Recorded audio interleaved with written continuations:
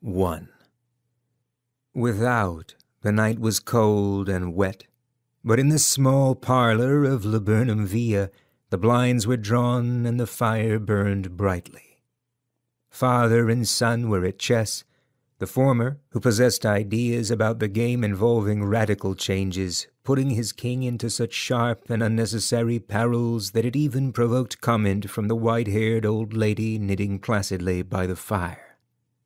"Hark at the wind," said Mr. White, who, having seen a fatal mistake after it was too late, was amiably desirous of preventing his son from seeing it. "I'm listening," said the latter, grimly surveying the board as he stretched out his hand. "Check!"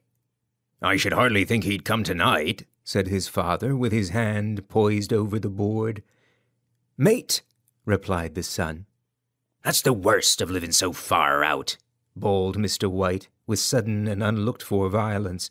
"Of all the beastly, slushy, out-of-the-way places to live in, this is the worst. Pathway's a bog, and the road's a torrent. I don't know what people are thinking about. I suppose because only 2 houses in the road are let, they think it doesn't matter." "Never mind, dear," said his wife, soothingly. "Perhaps you'll win the next one." Mr. White looked up sharply, just in time to intercept a knowing glance between mother and son. The words died away on his lips, and he hid a guilty grin in his thin grey beard. "There he is," said Herbert White, as the gate banged to loudly, and heavy footsteps came toward the door.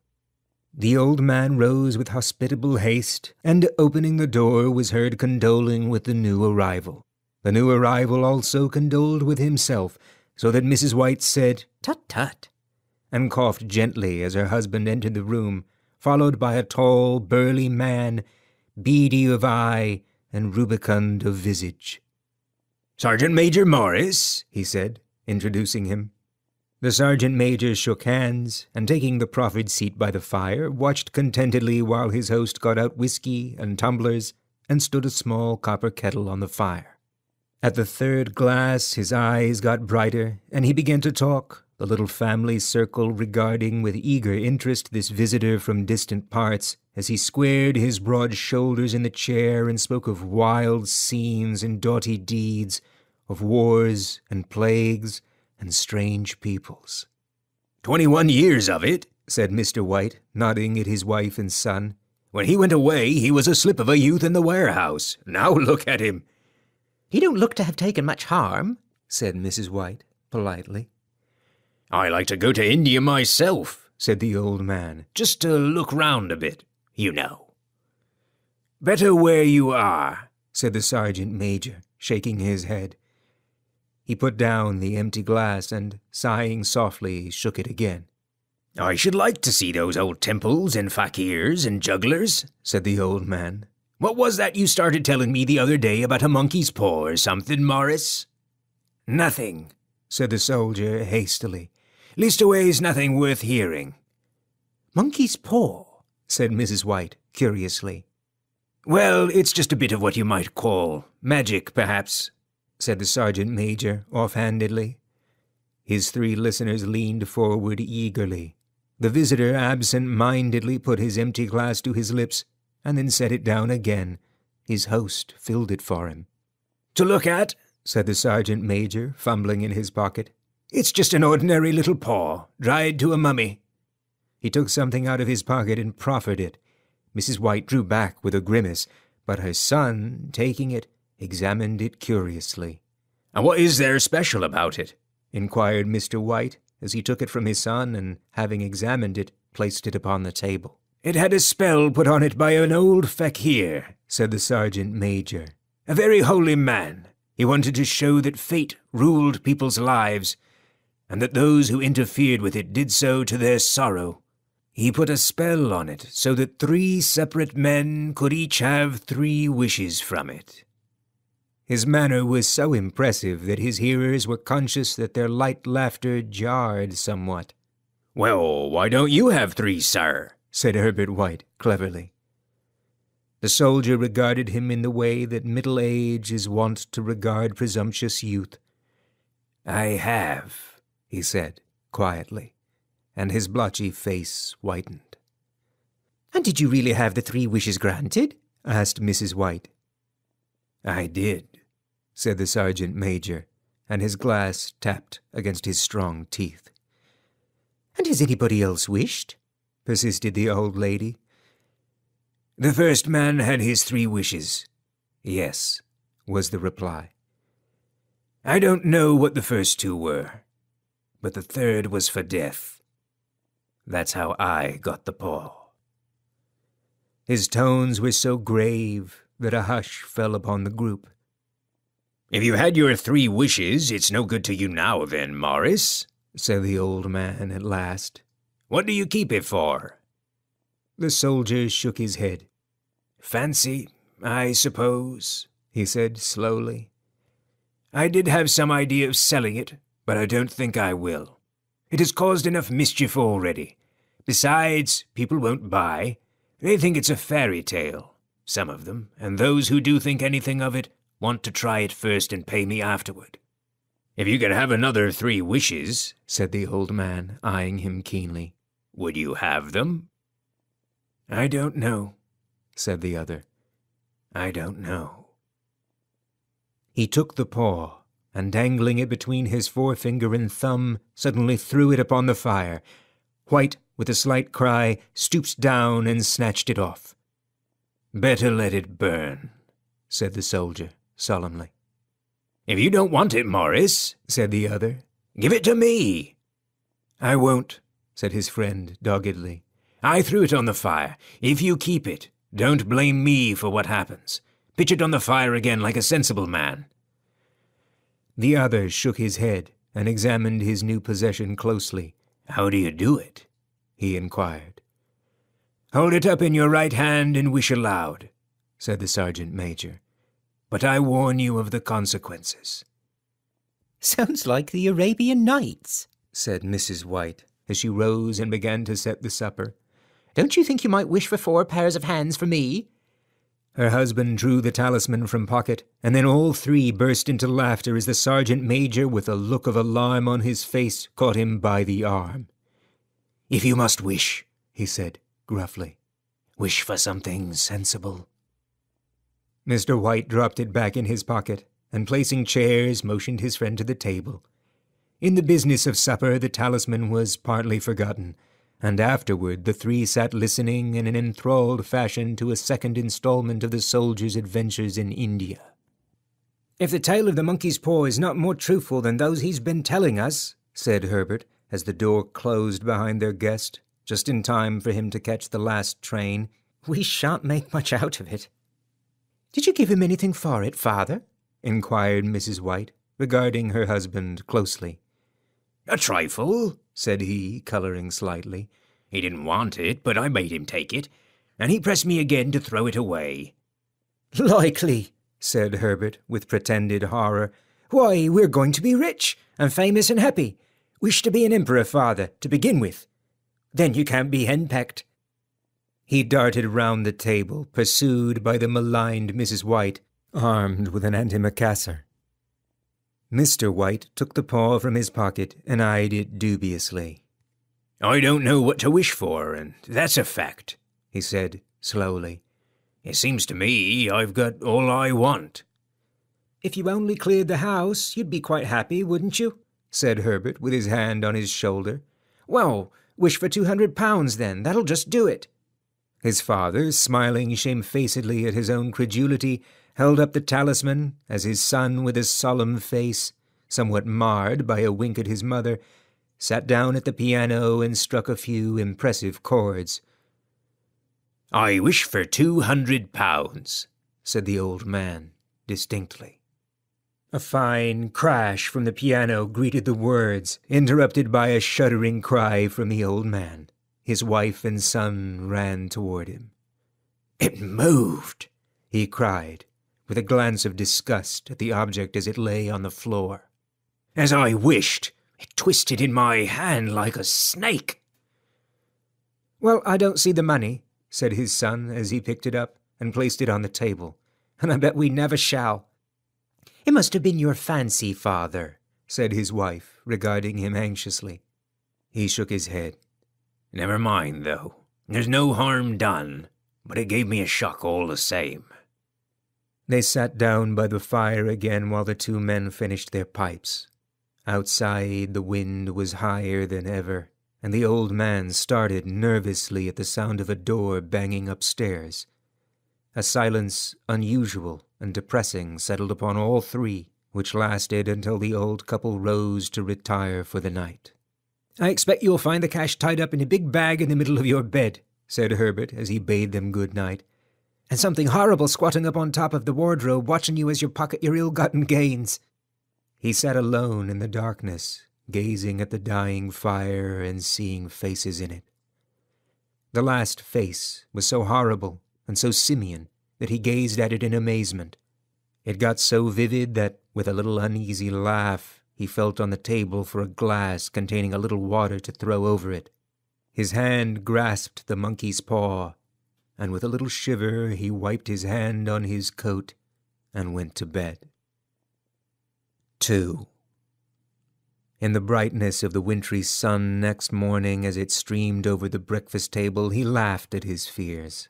There was an air of prosaic wholesomeness about the room which it had lacked on the previous night, and the dirty, shriveled little paw was pitched on the sideboard with a carelessness which betokened no great belief in its virtues.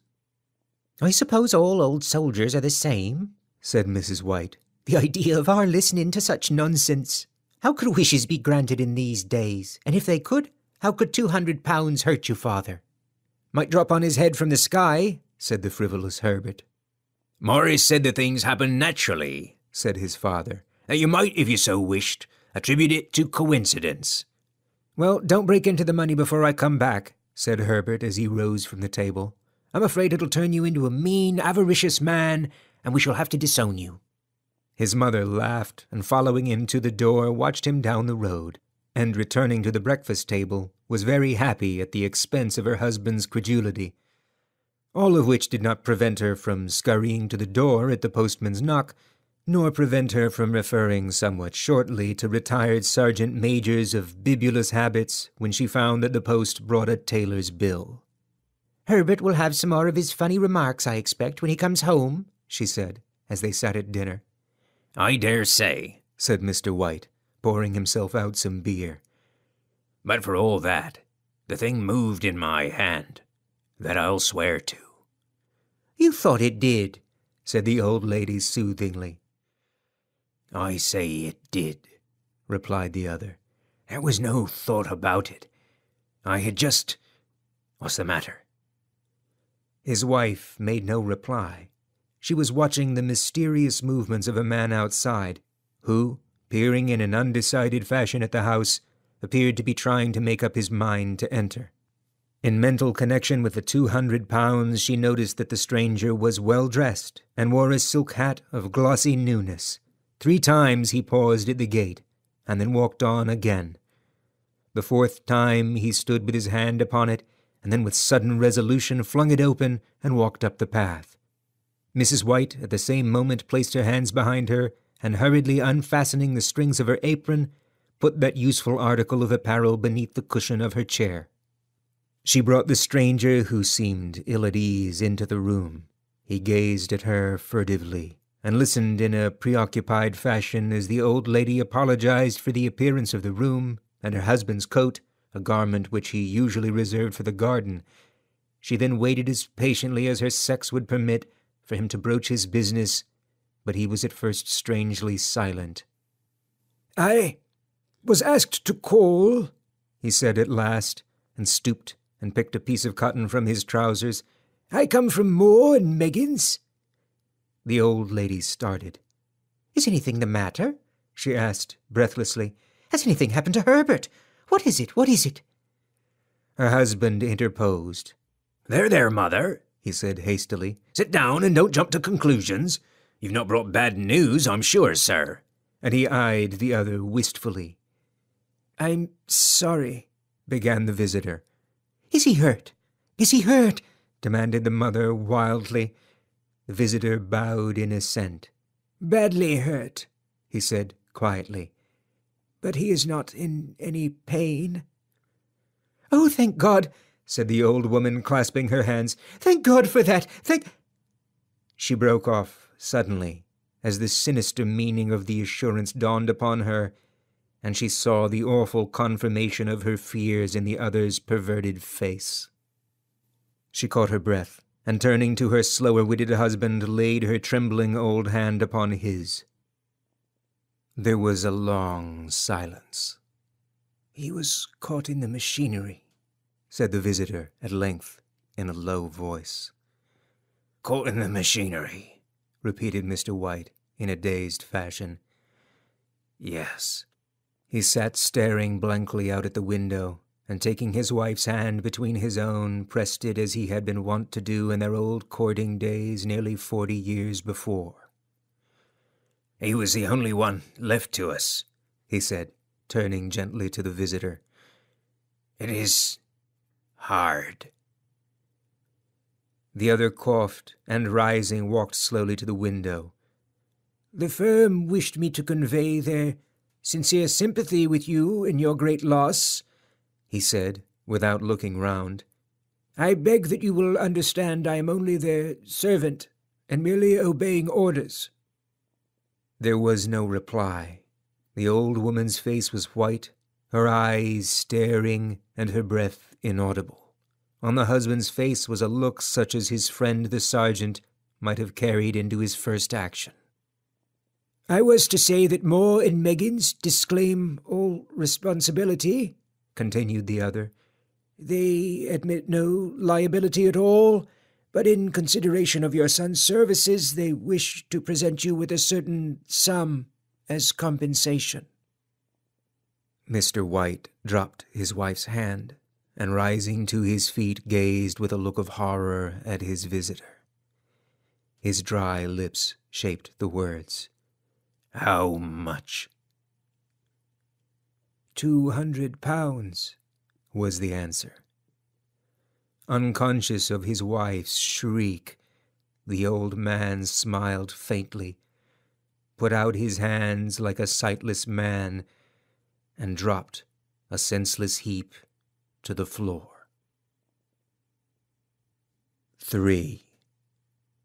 In the huge new cemetery, some 2 miles distant, the old people buried their dead, and came back to a house steeped in shadow and silence. It was all over so quickly that at first they could hardly realize it, and remained in a state of expectation, as though of something else to happen, something else which was to lighten this load too heavy for old hearts to bear. But the days passed, and expectation gave place to resignation, the hopeless resignation of the old, sometimes miscalled apathy. Sometimes they hardly exchanged a word, for now they had nothing to talk about, and their days were long to weariness. It was about a week after that, the old man, waking suddenly in the night, stretched out his hand and found himself alone. The room was in darkness, and the sound of subdued weeping came from the window. He raised himself in bed and listened. "Come back," he said tenderly. "You will be cold." "It is colder for my son," said the old woman, and wept afresh. The sound of her sobs died away on his ears. The bed was warm, and his eyes heavy with sleep. He dozed fitfully, and then slept until a sudden wild cry from his wife awoke him with a start. "The paw!" she cried wildly. "The monkey's paw!" He started up in alarm. Where is it? What's the matter?" She came stumbling across the room toward him. "I want it," she said quietly. "You've not destroyed it?" "It's in the parlor, on the bracket," he replied, marveling.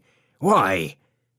She cried and laughed together, and bending over kissed his cheek. "I only just thought of it," she said hysterically. "Why didn't I think of it before? Why didn't you think of it?" "Think of what?" he questioned. "The other 2 wishes," she replied rapidly. "We've only had 1. "Was that not enough?" he demanded fiercely. "No," she cried triumphantly. "We'll have 1 more. Go down and get it quickly." and wish our boy alive again." The man sat up in bed and flung the bedclothes from his quaking limbs. "Good God, you are mad!" he cried, aghast. "Get it," she panted. "Get it quickly, and wish, oh, my boy, my boy." Her husband struck a match and lit the candle. "Get back to bed," he said unsteadily. "You don't know what you're saying." "We had the first wish granted," said the old woman feverishly. "Why not the second?" "A coincidence," stammered the old man. "Go and get it and wish," cried his wife, quivering with excitement. The old man turned and regarded her, and his voice shook. "He has been dead 10 days. And besides, I would not tell you else, but I could only recognize him by his clothing. If he was too terrible for you to see, then how now?" "Bring him back," cried the old woman, and dragged him toward the door. "Do you think I fear the child I have nursed?" He went down in the darkness and felt his way to the parlor and then to the mantelpiece. The talisman was in its place, and a horrible fear that the unspoken wish might bring his mutilated son before him ere he could escape from the room seized upon him, and he caught his breath as he found that he had lost the direction of the door. His brow cold with sweat, he felt his way round the table, and groped along the wall until he found himself in the small passage with the unwholesome thing in his hand. Even his wife's face seemed changed as he entered the room. It was white and expectant, and to his fears seemed to have an unnatural look upon it. He was afraid of her. "Wish!" she cried in a strong voice. "It is foolish and wicked," he faltered. "Wish!" repeated his wife. He raised his hand. "I wish my son alive again." The talisman fell to the floor, and he regarded it fearfully. Then he sank trembling into a chair as the old woman, with burning eyes, walked to the window and raised the blind. He sat until he was chilled with the cold, glancing occasionally at the figure of the old woman peering through the window. The candle end, which had burned below the rim of the china candlestick, was throwing pulsating shadows on the ceiling and walls until, with a flicker larger than the rest, it expired. The old man, with an unspeakable sense of relief at the failure of the talisman, crept back to his bed, and a minute or two afterward the old woman came silently and apathetically beside him. Neither spoke, but lay silently listening to the ticking of the clock. A stair creaked, and a squeaky mouse scurried noisily through the wall. The darkness was oppressive, and after lying for some time screwing up his courage, he took the box of matches and, striking one, went downstairs for a candle. At the foot of the stairs the match went out, and he paused to strike another, and at the same moment a knock, so quiet and stealthy as to be scarcely audible, sounded on the front door. The matches fell from his hand and spilled in the passage. He stood motionless, his breath suspended until the knock was repeated. Then he turned and fled swiftly back to his room and closed the door behind him. A third knock sounded through the house. "What's that?" cried the old woman, starting up. "A rat," said the old man in shaking tones. A rat. It passed me on the stairs." His wife sat up in bed, listening. A loud knock resounded through the house. "It's Herbert!" she screamed. "It's Herbert!" She ran to the door, but her husband was before her, and catching her by the arm, held her tightly. "What are you going to do?" he whispered hoarsely. "It's my boy! It's Herbert!" she cried, struggling mechanically. "I forgot it was 2 miles away. What are you holding me for? Let go! I must open the door!" "For God's sake, don't let it in!" cried the old man, trembling. "You're afraid of your own son!" she cried, struggling. "Let me go! I'm coming, Herbert! I'm coming!" There was another knock, and another. The old woman, with a sudden wrench, broke free and ran from the room. Her husband followed to the landing and called after her appealingly as she hurried downstairs. He heard the chain rattle back and the bottom bolt drawn slowly and stiffly from the socket. Then the old woman's voice, strained and panting. "The bolt!" she cried loudly. "Come down! I can't reach it!" But her husband was on his hands and knees, groping wildly on the floor in search of the paw. If he could only find it before the thing outside got in. A perfect fusillade of knocks reverberated through the house, and he heard the scraping of a chair as his wife put it down in the passage against the door. He heard the creaking of the bolt as it came slowly back, and at the same moment he found the monkey's paw and frantically breathed his third and last wish. The knocking ceased suddenly, although the echoes of it were still in the house. He heard the chair drawn back, and the door opened. A cold wind rushed up the staircase, and a long, loud wail of disappointment and misery from his wife gave him courage to run down to her side, and then to the gate beyond. The street lamp flickering opposite shone on a quiet and deserted road. End of The Monkey's Paw.